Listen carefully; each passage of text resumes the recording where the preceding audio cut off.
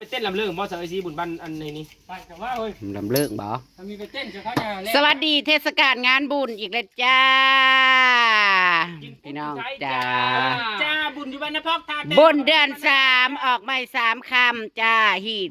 ของประเพณีเผ่าผู้ไทยได้พี่น้องเอ้ยเปิดประตูเล่าเข้าผู้ลาวก็มากินน้ำผู้ไทยนี่แหละจีน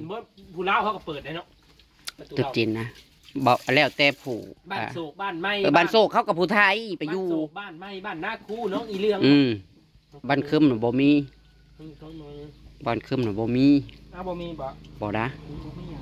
เปิดประตูเล่าเข้าไม่ค่ะก็ข้ามบุญขวัญข้าวเสร็จแล้วก็เสร็จค่ะเอาหีดบ้านเขาบ้านเขาก็ยังได้คล้ายเขาเสียบ้านเรามันก็แล้วแต่บางคนเปิดอยู่ไหนประตูเล่านะเขามีเสื้อทรายผู้เฒ่าผู้ไทยหรือเปล่าเปิดเบิดหลายแถวนี้บ้านอัมราก็เปิดบ้านชั้นบ่นะคะประเฮ็ดบุญกุมเข่าแล้วก็แล้วจักบ่เห็นนางสดเสร็จมามืออื่นผู้แลคันนางเสร็จตรังมากะคันนางบ่เสร็จมาเฮาก็ยิงเฮาก็ยิงบ่ไปวะพักผ่อนนะคะตอนนี้ก็สิเฮ็ดน้ำกับปุ้นห่อขนมพี่น้องขนมกับข้าวที่เอามาตั้งแต่บ้านนะหัวค่ำมื้อนั้นมันเหลือใครเขาบ่ได้มากเขามันแห้งแบบใช่เขามาบดเลยแต่ว่ามันยังนั้นอยู่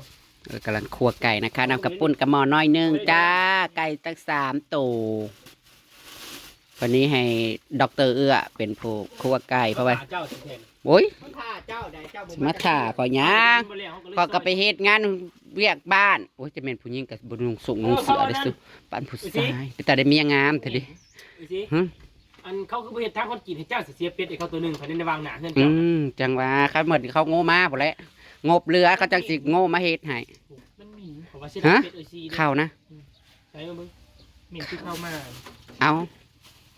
ไม่ก็บ่เอาตรงนี้สิเฮ็ดอะไรซะเม่นบ่มันแนวนี้เด้เพราะว่ามื้อเจซีลงไปอันเฮ็ดอยู่เฮ็ดกินล้างถ้วยล้างบวงน้ำหม่องเขาเจ้าเฮ็ดทางพี่น้องก็มาแล้วก็มาเลยจ้า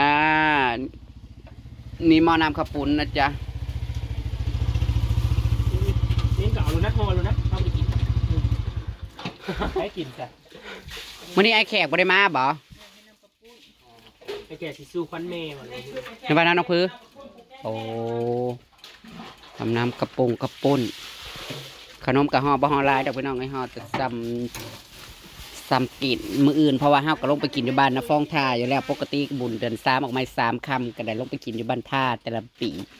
เขาเจ้างานอยู่พุ่นเนาะมีหมอลำเรื่องจ้าบ้านเนาะบ้านจิตุ้ยบ้านบ่ซ้อนแล้วก็บ้านเกียกรรมจ้าบ้านบ้านเขตทั้งนี่กับเผ่าผู้ไทยกับสิมี3 บ้านเนาะพี่น้องบ้านนาวาตุยแล้วก็บ้านติวบ้านฟองติวบ้านบับซ้อนแม่แล้ว แล้วก็บ้านนาฟองจ้าบ้านเจอ๋อลอแชร์นะจ๊ะเจอ๋อแม่แล้วพี่น้องโอ้ยยังสมาเด็กจำคำคือนอนนี่เน็ตเขาแทนนี่นั่นแล้วได้มังน้อยก็เป็นข้อไก่ซ้ำซองแหละเนาะม่วนคือกันปลูกพักอยู่บ่จะมีเป็นตู่เป็นซี่อารมณ์จะผู้เลี้ยงเป็ดเลี้ยงไก่ร้ายจะกะคั่วไว้ต่อไปอนาคตจะก็จะได้คั่วเป็ดไก่ขายเกลือแขกนั่นขายเป็นตู่โลดอันนี้มันได้กำไรตัวละ50 บาทผู้เอาโลด70วินเขาลงมือสั่นเขาจะคั่วเป็ดมาตัวละ60-70 บาทเอามาแพงกับคั่วหมูให้ได้ยากกว่าคั่วหมูอีกค่ะว่าคั่วเป็ดนะโอ้ซื้อเครื่องอันน่ะมาต้นคนนะจะเครื่องนึงมันก็โอเคอยู่ได้เตาว่ะมื้อนี้มาเจ้าตู้ฟักไข่ให้คอยอีก2,000ผู้เอาไอ้สีได้ตัวเฮสั่งมาเอ้ยได้9 หน่วยไปส่งคืนแต่ปะอันนี้เป็นพัน3 ฝ่ามือนี่เห็นว่าก็ได้ได้เท่าละ100เท่าละ100หน่อยใส่ไข่เป็ดมัน100 หน่วยมันก็หลายเติบได้เนาะมันสิใส่ได้ที่เขาโฆษณาอยู่ในอันนั้นนะครับให้นกได้1,000 หน่วยได้บาง100 200นี่เนี่ยมื้อหันครับ8-9,000นี่ที่ยังบ่คุ้มเลยนะมันบ่คุ้มมันแพงเจ้าบ่คุ้มหรือว่าเราบ่คุ้มห้าบ่คุ้มซื้อตู้นั่นเขาเคยยุทธบาลปลาเขาเคยเราซื้อเจ้าซื้อในเท่าไหร่สะท้อน จะซื้อน่ะเท่าไหร่ ก็เต่าก็ชื่อน้อยนะ16,000น้อยตัวนึง ใช้ห้อนละบาท ตุ้ย6ค่าได้ซะ หัวห้าหัวฮือ พวกข้าก็ไม่มีอะไรก็ไม่มี กระปุ่นน้ำมาแล้ว มะกรูดก็จะ แต่ว่าเข่านั่นเฮ้ยเนาะตั้งแต่มืออันนั้นผู้พี่น้องมันก็จะมีกินเหรอ เมื่อวันนั้นเนาะ บ่ได้มีกินน้ำเจ้าอย่าเว้า มันกินตุๆมือไข่มาใหม่ๆนะ ธรรมดาบ่ได้เป็นหยัง 9ล้านแล้วไปได้เบ็ดจะผู้สิได้ค่าดอกนะ อุ้ยจักบาทขาดองนะ บาทนึงพอแล้วไม่ต้องเอาหลาย 49 ล้าน 19ล้าน จากหมื่น ห่วย60,000ผู้เล็กบ่แล้ว72,000 พิษหาตรับแต่วาย คำไทยกูต้องเย็ด69,000 68,000 69,000เนี่ย60,000 คำลาวก็คือแพงแต่สัก แพงกลัวเด้99นี่ มีแต่ว่า99บัดเข้าไปไอ้นั่นเลยบ่ได้ฮอด99 80บาท 99กี่ตัวน่ะคู่มือนี่อย่าเว้าแม่นอยู่คือสมัยตะกี้น่ะ ทอดนี่เนาะ ชั่วโมงนี้ แต่ว่า100พุ่นแหละตะกี้นะ 99มาต่อไปคือคนไทย บ่ฮอด ตัวขาย โอ้ยเจ็บเส้นเด้ง ใบมะกอก มื้อนี้เฮาก็ซุมแซวแมวเป่าเฮาก็ต้มขนมเฮ็ดกระปุ้นกระปาดอยู่นี่อีกแล้วพี่น้องจ้า พี่ มา น้ เด้ อ อง พี่น้องเด้ อื อ ส้มหวานมื้ออื่นพวกเราจะมากินน้ำกันพี่น้องส้มหวานบ้านเจี๊ยบ เรื่องแล้วบุญอันนี้เฮาจังนัดกันเฮาสิมากินใส่สิเลี้ยงอาหารทะเลกับส่วนประสานมากินเราไว้อาหารทะเลบ่ได้พิจิกากแต่ว่า โอ้เพิ่นนี่เชิญไปกินปลาคอใหญ่บ้านเพิ่นตัวใหญ่ บ่ไป มาเลยปีนี้เพิ่นบ่ไปเพิ่น บ่ไปหักลูกหักเต้าใส่บ่ได้เลยน้อยก็ได้เฝ้าหมูนี่เดี๋ยวมันครบ3 เดือนแล้วก็เอาแล้วตีหัวกันเลยมันใหญ่ขึ้นมาเลย ตายลงเด้อสี่จังได๋ โอ้ยขึ้นราคาพอได้ขายกับ40 บาทก็ยังขายเนาะ ถ้าที่ไปจะบ่ลุกเลยแหละ เพราะว่าหมูจุดนี้ก็ถึกแน่ เพราะว่าตอนนั้นนะว่าเลือดได้6-7,000นั่น มีท่านอยู่ จักเหลือบ่เหลือว่าได้กำไร6-7,000 บาท ตอนคอกแรกนะ เป็นยังไงล่ะแม่นส่วนนั้นเจ้าขายได้50 บาทบ่ 40 น้ำไปน้ำลูกเอามือ เมื่อกี้ เรียกอีกบ่เป็นยังดอกมันเริ่มขึ้นแล้วเอามาลงอีกแล้วดิลงนี่ตอนลูกงูถึก ตอนนี้นะเขาว่าพ่อค้าเวียดว่าอยากได้อีกเป็น100เพราะเขาว่าเขาจากเมื่อเวียด หน่อยไม่ใช่แค่เป็นเด็กบ้า ฮะ เล่นมุนน้อยเขาซื้อตัวเท่าใดบ่เขาขายกันตัวเท่าใด ไทย พันเดียว พันเดียวเขาญาติกันฉะนั้น แต่ยันว่าขาย1,000เดียวจังตีหูกันลูกค้านั่นผู้นั้น เนาะ ก็จักได้ผู้นี้ก็จักได้ผู้นั้น แล้วคอยกระทู้หาหมู่ข่อยแล้วล่ะหมู่ข่อยน่ะก็ว่ามื้ออื่นสิขึ้นไปเบิ่งเอาหั่นเด้ เขา เขาว่าเขาบอกว่าเอาโลดนี่เห็นในหูปแล้วก็ เฮาน่ะสิถามแต่บักดำนั่นแหละหมูมันตัวเฮาเอามาเลี้ยงนะมันว่ายังอยู่ตัวมันสิออก พอดีบ่จักคันหมูเฮาออกตัวนี้ แต่ว่าคันออกตัวนี้แล้วเฮาสิลงคอกเดียวพอยามหน้ายามนั่นแหละสิบ่เลี้ยงสิทาแบบที่เกี่ยวเขาวแล้วจังจะเอาลง เจ้าเลี้ยวนี่มันก็บ่น่าแล้ว แล้วนี่น่ะสิเอาลงอยู่คอกหนึง เดือน6แต่มันยังแพงอยู่เดือน7เดือน8เดือน9เดือน10แล้วนั่น แล้วสิลงคอกหนึงบ่ ก็ทุกคนเป็ดบ่ เบอร์สิ เป็ดก็โอเค ไม่ยังดอกลงไลน์กับมันรู้ จังว่านั่นแหละ เขาแต่ว่าบ่เป็นอีหยังตะกี้น่ะว่าหมูเป็นราคาแล้วก็สิเอาหมูบัดผูกแขนแล้วบัดว่าหมูเป็นราคาแล้วก็สิซื้องัวถามเด้อรูดให้แน่งัวน่ะคันจากนั้นนะ เด้คือบ่ซื้อเป็ดบ่นำนี่เป็นลาบ โอ้ยผมคานขาเด้เฮ้ย มันบ่ทันหลาย%มันบ่นั้น เฮ้ยเป็ดข่อยก็บีเป็ดข่อยก็ใหญ่ละโลป่ายเลย ใหญ่3 สิ2โลแล้วตัวผู้นั่น โอ้ เป็ เป็ ด ด ค่อยเกิดแล้ว เอาว่าเทิร์กบอกเอ้ยถ้าจะให้ก็ทำให้ จักได้งัวเทิกนั่น ทั้ง แห ว่า ละ เธอก็แล้วมันจะ 10,000ป่ายนี่แหละ 30,000บ่ 10,000ป่ายได้อยู่หึ เอาอีตัวมันกระโดดขาบหัว เอาไปเด้ออีตัวนั้นพยศ สูงสุด โอ้ 30,000คู่มือนี่มันซ้ำใดหั้นนะฮะ กลัวบ่ง่วง บ่30,000นี่ใหญ่บ่ ง่วยมัน5ก็ใหญ่ได้หมดเลยบ่เขาจูงเพิ่นไปเฮ็ดบุญมานาคามันเธอบ่เห็นบ่งัวหมูอาร์ตงัวตุ้ยๆใหญ่ๆนั่นน่ะ 15,000 หึ ใช่ไม่ขายมือ อะไร ได้15,000นะรู้ นั่นแหละ แต่บุตรีนี่ กูน่ะซื้องัวกูบ่เคยซื้อได้ถือจักเทื่อคันยามกูขายน่ะกูขายถือ มันยังอีเดือนเดียวนึงนี่ หาไว้ด้ ได้ วย แม่ใหญ่ กับ โง่ คุณ แม่ใหญ่บุตรีน่ะช่องทุกแม่ใหญ่แล้วครับไปแล้วทุกใหญ่ใน15แล้วเขาว่าสิไปเฮ็ดดอกสันเดือน4นี่แหละมันไปกรุงเทพแล้วมันบ่ได้อยากเฮ็ดเขาบ่ขายพอ ใช่ ไปถาม จังไปถามเบิ่ง เราเมื่อคุณไว้ ตัวผู้อยู่นี่มันน้อยกว่าตัวผู้เขาเอาไป15 เราเมื่อดูเมื่อเบิ่งอ้าวก็เพื่อฮอดเดือนนึงมันก็ยัง จังไปถามเบิ่ง ย่านขายร้านนั้นมาหาเบิ่งงัวนั้น ต้องหาไว้เนิ่นๆได้บ่แม่นว่าสิหาเจ้าจอมันได้เลย ยังบ่ได้ก็ต้องเลี้ยง ว่าห้า ยังบ่ไหนครับยังบ่นั้นเขาต้องได้ แม่ เลี้ย นั้ ง น ไว้ ครับว่าเอาง้อแม่บักแขกหัวมือนึงน่ะกว้างง้อทึก ว่าแม่ผัดบ่อยากได้บ่อยาก มันก็ได้แม่ผัดสุดว่าเทิกมันผัดต่างอยู่ได้ ได้กินห้ำมันหมดเถอะ อ๋อได้กินโคยมันก็แซ่บได้ บ่ อ้าว เม่นเว้าเด้อ อย่างนี้มันบ่เจ้าเลย เป็นนี่เป็นงานมากเขาไม่จะเอาหัวผู้ใดเขาบ่ได้เอาตัวแม่นะ มันได้สิหลาย คันว่ามันบ่ เอาซัก บ่พอบ่หยังก็จะเอาหมูลงมาปิ้งเนาะ เฮ้ยเอาซักควายแต่เฮ้ย โอ้ย โอ้ยควายก็ใหญ่โพดเห็น ควาย ไหม กับมือเดียวนึงบักใหญ่ มันกินว่าไว้อย่างซีรีส์ตลอ ม้ว ด นเลยนะ เอางัว ทำงานแบบปลูกแคนยังน่ะ อุ้ยเมื่อยเด้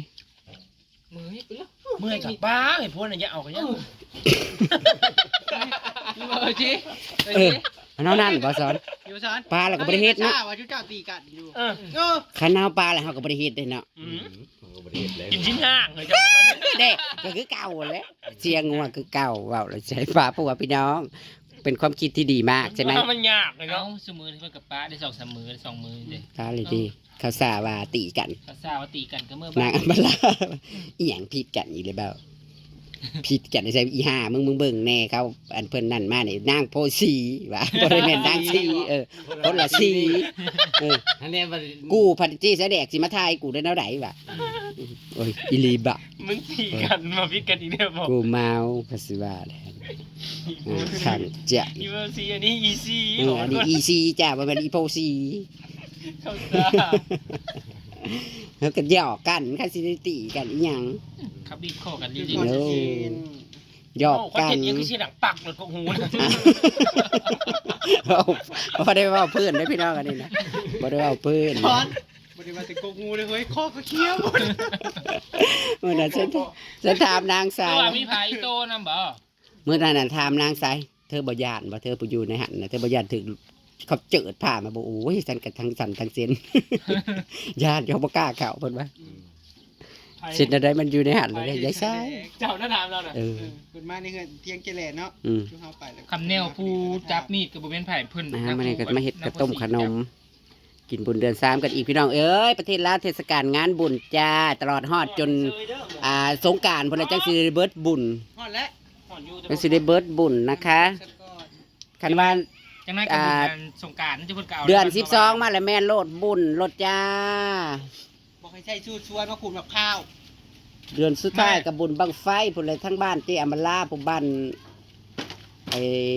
ตังตูนศกตังตูนพุ่นปีนี้ก็สิครึกครื้นคือปีกายนั่นแหละจ้า แห่งจัดง่ายปีนี้นะ มานี่กันอยู่นี่แหละพี่น้องเอ้ยลงไปในหันกับประเทศคลิปไทยคืบดอกเมื่อเจ็บเส้นจะเป็นอีหยังเพราะบ่อยู่เพราะว่าเจ็บเส้นพริกขี่รถอันหลีกอันนั่นครับเพราะว่าลงมาเพราะว่าหายใจก็เจ็บ บ่ได้เลี้ยว ไป ครัว จัด พ่อมื้อนี้นะ บ่ เอ็นทีเป็นมา มึงไปเฮ็ดอะไรจังหวัดที่ผัวเพิ่นว่าโอ้กูบ่เห็นนะความเข้าใจพี่ หาสีให้ JC ด่วนเลยหายาให้ JC ด่วน จักสิกินยาอิหยังยาเลี้ยวหลังเนาะบัดนี้นะกินแล้วเลี้ยวหลังนะเด้อ ก้าวอี เรื่ ห อ ยัง งก็ ผัวเฮ้ย เป็นยัง ลืมผัวก้าวอีหยังก็ ไปฮอดบ้านอำมาลาไปฮอดสวรรค์แล้วบ่ ไว้สิก็เว้าไปผู้เดียวก็ ผักลืมผัวไปถอนทิ้งทันทีเลยนะผักลืมผัวนะ เว้าไปผู้เดียวน่ะไปน่ะสุดทางมันก็คือบ่เว้าน้ำ เอาไปฮอดไซเจ้าไป ก็จนฮอดเฮือนวันเที่ยงวัน ลืมอยู่ใช่จัง มันน่ะอยู่เฮือนพูนว่ามันขึ้นรถแล้วความรู้สึกนั่นความเข้าใจน่ะบ่รถกับกุญแจอยู่ห้องล็อกห้องไว้เลย ฉันลงไปเอา อาจไปเอาควักงันนะเอิ้นใช่ว่ากับบ่ได้ยินจังหวะนั้นผัดไม่ย้ายคำเซ้ยผัดมาก็สิบ่เห็นนี่จังสิบ่ได้อันนั้นน่ะกะนอนมันเอิ้นในกบกระทิน ฮอด น่ะ เทสวรรค์แล้วมาลงแล้วบัดนี้บ่เห็น ลงก็สิจกโทรศัพท์มาเอาเฮ้ยถ่ายคลิปไปแน่จับกล้องแน่เห็นแน่ง่วงมาพอดเอ้ามันไปไสพอดีถามเห็นพวกข่อยบอกเจ้ามาผู้เดียวได้เจ๊ถามว่า เป็นบ้าว่ามาผู้เดียวยังมานำกันตัวปดว่ะเบิ่งนี่สุด รู้เลย นี่ ว่า คือ น้อง ว่า คน ผี เดียวมาสุดท้าย นี่คือว่าผีหลอกนี่แหละ ก็ผู้เดียวมาเป็นทางมาฮอดเฮือนปลาบวกกะเว้า อืม ฮอดครัวกะเว้า เฮ้ยอันสิสู้นางเฒ่าอยู่บ่ กับบ่ได้ถ่ายค สิ ลิป ถ่ายสู้นางเฒ่าอยู่บ่โอ้ยคันซั่นล่ะให้นางไปตำลังได้นางก็ไปทันแล้วหรอกเนาะถ้าออกกระปุ่นไปวันว่ะผู้เฮ้ยเบิ่งได้อันสองเฒ่าน่ะบักแต่งอันค่าคือเพิ่นนะก็เฮ็ดข้างอีกได้ว่ะมันก็บ่เว้านํ อันมาฮอดหานแซงน่ะก็เอ้าเฮ้ยมื้อนี้แซงนางคือบ่อันปิดหานบุญกันเนาะ มันก็ ก็ มี บอก ตัว ว่าน้ำก็ใส่หม้ออยู่ บัดนี้ลงไปหั่นน่ะพุ่น เฮ้ยเห็นบ่ได้ผู้ไอ้เลิงนางเลิงว่ะมันก็บ่เว้านำนางแหล่น่ะก็ชวนมาน่ะก็มันนางคือบ่ท่วงว่าคือมาผู้เดียวอย่างนั้นก็บ่ได้ท่วงน่ะดิไปเที่ยงเด้อนางก็มีแต่บอกแต่เท่านี้บัดเมื่อหอดเที่ยงเลยก็โอ้สองเท่าน่ะเฮ้ยบัดนี้กูมาฮอดก่อนแล้วว่ะเฮ้ยเบิดชุดทางก็บ่เฮ้ยน้ำกูมึงหายมึงเขียนยังกูเชียว พวกเป็นว่าได้สะเพราะบ่ได้ขึ้นมันท่านได้ขึ้นซ้ำเอาว่าบ่ น้องไม่ความอยากหายนะทางว่าคันเป็นมีกุญแจรถนั่นก็หนีมาบ้านผู้คนว่าอยู่อย่างทีนี้ก็ดีแล้วผู้หนึงบ่ได้ฮู้เมื่อเนาะสู้ตายยาได้บ่สิมาหายก็ได้ของมันบ่ได้ยินสิใส่หมวกเนาะใส่หมวกแล้วมันปิดหูปิดอันนี้เฮากับซ้ำหนึงมันก็บ่ได้เห็นได้บ่ได้ยินย่างครับเพิ่นเว้านํคนอื่นเชยชุบกๆอยู่ จะได้เรียกเจ้าขปุ่นบักตะ ขบุญบังตาพี่นายว่ะน้องจีนบังตาป้าสันกับบริคืนว่าสันสิเป็นแห้งขนาดนั้นสุขภาพตามที่น่าละกันพี่น้องจ๋า เนาะ ว้าวแต่ลืมผัวลืมเพียนี่แหละ จำนานไปแล้ว ไผสิกล้าเป็นคือข่อย อยากสอนแล้วเห็นเนาะ ไผสิกล้าเป็นคือข่อย นี่สอน